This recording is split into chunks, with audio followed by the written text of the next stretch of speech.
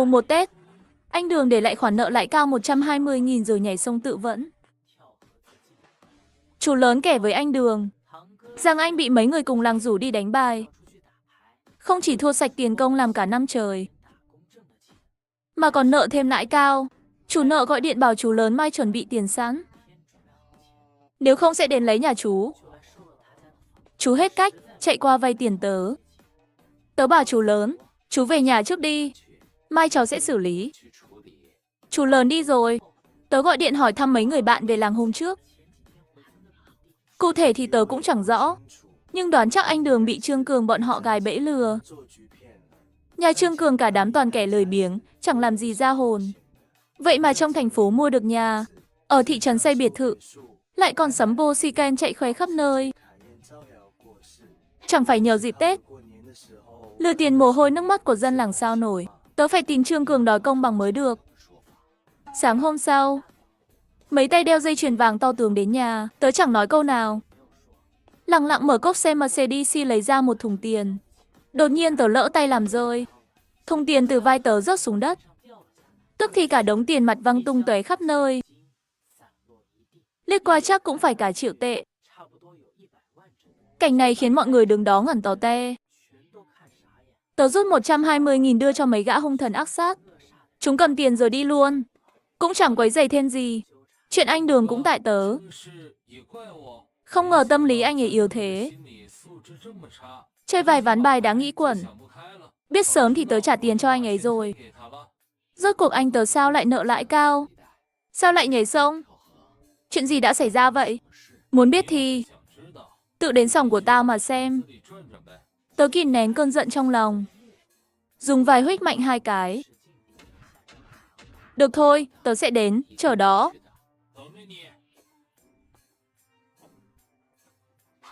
Hôm sau, tớ rủ em họ đến sòng của Trương Cường. Anh Đường à, lướt ở đây là ván đầu không có giới hạn. Được, Trương Cường, phát bài đi. Ván đầu, bài của tớ khá đẹp, tớ thẳng tay đặt 1.000. Lý Đại Nhãn và Trương Cường liếc bài, nhìn tớ một cái, rồi bỏ bài luôn. Ván 2, bài của tớ tệ hơn, tớ cắn răng đặt 1.000. Lý Đại Nhãn và Trương Cường kẹp thêm 10.000. Tớ đành bỏ bài. Ván này, tớ có đôi kê. Tớ đặt 1.000. Lý Đại Nhãn xem bài xong bỏ luôn. Đến lượt Trương Cường. Hắn nhìn tớ chằm chằm, rồi lập tức theo 5.000. Trương Cường theo 5.000, chắc bài không lớn. Xem có dọa được hắn không? Cho hắn sợ mà bỏ. 10.000, 10.000, 10.000. Đến lượt mày. Tao có đôi quận, vừa đủ lớn hơn mày chút. Bọn chúng như nắm rõ bài tẩy của tớ vậy.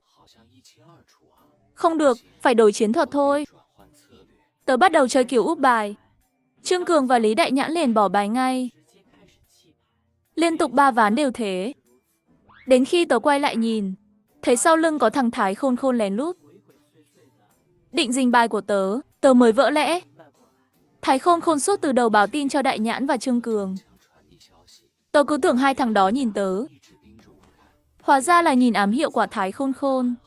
Trương Cường, mày chơi không đẹp rồi nhé. Cùng làng với nhau mà mày chơi kiểu bẩn vậy à? Trương Cường cười gượng, liếc mắt ra hiệu cho thằng phía sau. Anh Đường, hiểu lầm rồi, không phải như anh nghĩ đâu. Cùng làng mà. Sao tao lừa mày được? Nhưng nếu mày lo thì tao bảo nó ra ngoài. Mày cứ yên tâm chơi đi.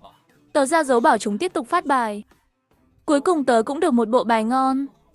Tớ nghiêng người xem là thứ 3 xong, đập mạnh bài xuống bàn, chẳng do dự quăng 10.000 lên bàn. Tao theo 50.000, tao úp 50.000, 10 ván bài 50.000. Chắc không nhỏ đâu. Đáng ngại hơn là nếu Trương Cường úp tới 100.000, tớ chẳng còn vốn mà theo. Thôi bỏ đi. 50.000 vừa đặt coi như mất trắng.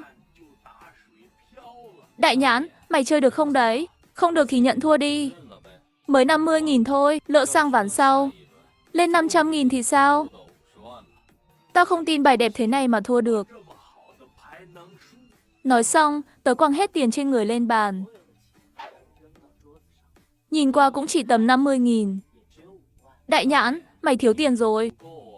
Mặt Đại Nhãn khó coi ra mặt. May sao anh Phóng Mãn kịp thời chạy tới, đưa tớ thêm 50.000. Anh Phóng Mãn lập tức lấy giấy nợ ra. Số tiền trên giấy là 70.000. 3 ngày sau phải trả.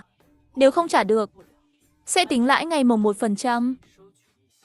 Đại Nhãn nhanh chóng chạy tới, quăng tiền lên bàn. Anh Đường, mày còn bao nhiêu? Sao, muốn chơi lớn hả? Không, tao xem mày có cháy túi chưa thôi. Nói xong quăng 200.000 vào. Trương Cường, mày cố ý phải không? Thấy tiền tao sắp hết mà cũng định thịt luôn tao. Đại Nhãn, mày nói gì vậy? Sao gọi là thịt mày được? Cược thì phải chịu, có tiền thì chơi, không tiền thì đứng ngoài xem. Gì mà thịt mày chứ? Chẳng lẽ bọn chúng từng dùng chiêu này? Liệu có liên quan đến cái chết của anh Đường không? Tao còn vay được bao nhiêu? Loại con bạc như mày, nhiều nhất 50.000. Tiền vốn tao dùng hết rồi. Đại Nhãn cuối cùng chịu thua, ngồi phịch xuống ghế. Anh Đường, theo không? Tớ nhìn vào thùng tiền, còn lại khoảng 400.000. Chẳng chần chừ quăng cả thùng lên bàn. Anh, đây là toàn bộ tiền của anh rồi. Nếu Trương Cường còn úp thêm, chẳng phải anh giống Đại Nhãn sao? Không sao, anh tự biết tính. Trương Cường không úp thêm, liếc bài một cái, rồi quăng hết tiền lên. Lại lôi cả chìa khóa xe Ken ra, đặt lên bàn luôn. Anh Đường, tiền tao còn 200.000. Chiếc cây này đáng giá 500.000. Tao tính 300.000. Tổng cộng 500.000, tao đặt hết. Nếu mày muốn xem bài tao, lấy thêm 500.000 ra, không đời nào mở bài. Mày muốn chơi lớn cỡ nào, tao cũng chơi tới cùng. Tao thích kiểu không sợ chết như mày. Có bản lĩnh thì đặt luôn đi. Đừng dùng miệng dọa tao. Chiếc máy bắc này của tao cũng đáng 800.000. Tao tính 500.000. Đến lượt mày, muốn xem bài tao không? Lấy 500.000 ra đây. Nói xong, tớ lật 2 lá quận. Mọi người nhìn xong trầm trồ.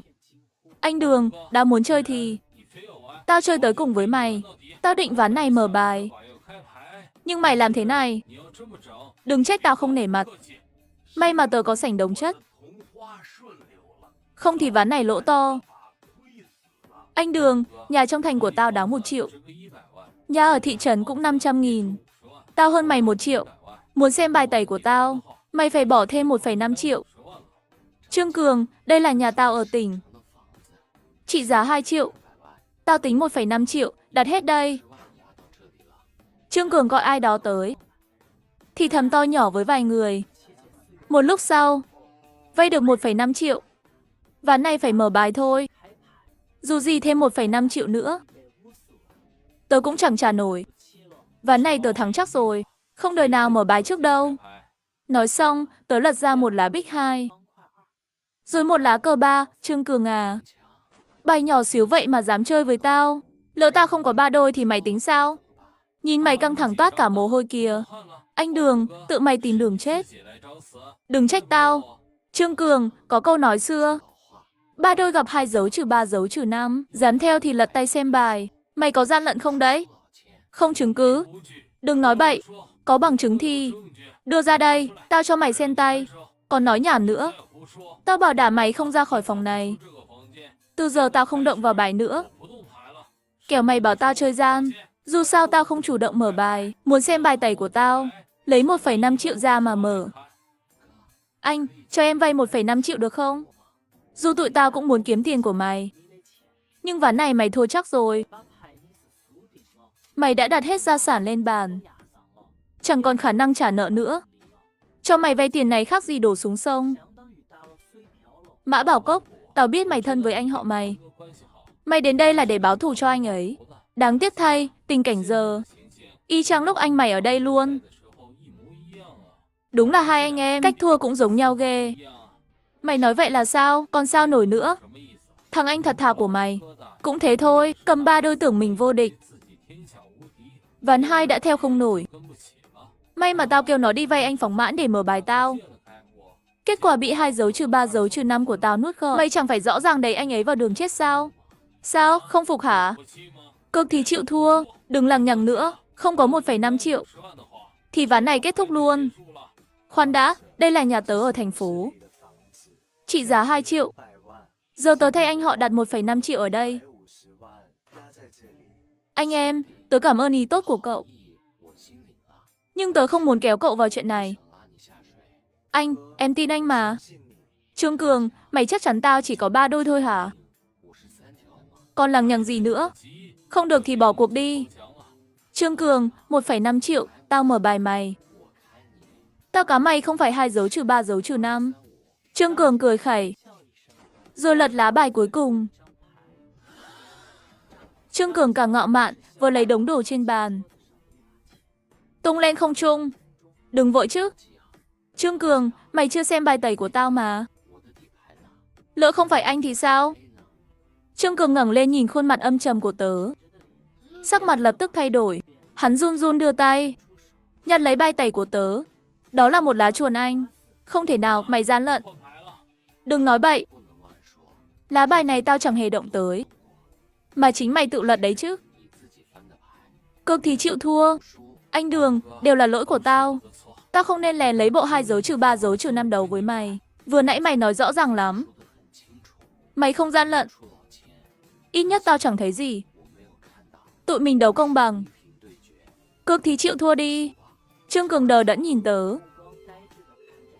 Em họ kéo một thùng tiền tới. Khoảng 600.000. Tớ bảo hắn đưa 200.000 lại cho anh họ. Còn dư, tình anh em tụi mình. 400.000 này cầm lấy dùng trên Douyin đi. Tớ cầm cái bao lớn, nhét tiền vào. Nhà và xe thì giao cho anh Phượng xử lý. Bọn họ chuyên nghiệp lắm. Đại Nhãn chắc điên mất rồi. Sành đồng chất của tao chứ. Sành đồng chất quý giá của tao. Trương Cường thủ thế cả buổi. Nhân lúc không ai để ý, một mình chạy lên sân thượng. Nhưng nếu Trương Cường lật ra là anh, hắn sẽ có sảnh lớn 1 dấu trừ 2 dấu trừ 3 luôn. Giờ tính sao đây? Tớ lôi que bông dấu trong tay áo ra. Sau này tuyệt đối đừng cờ bạc nữa. 10 lần cược thì 9 lần thua, không cược mới là thắng. Anh yên tâm đi.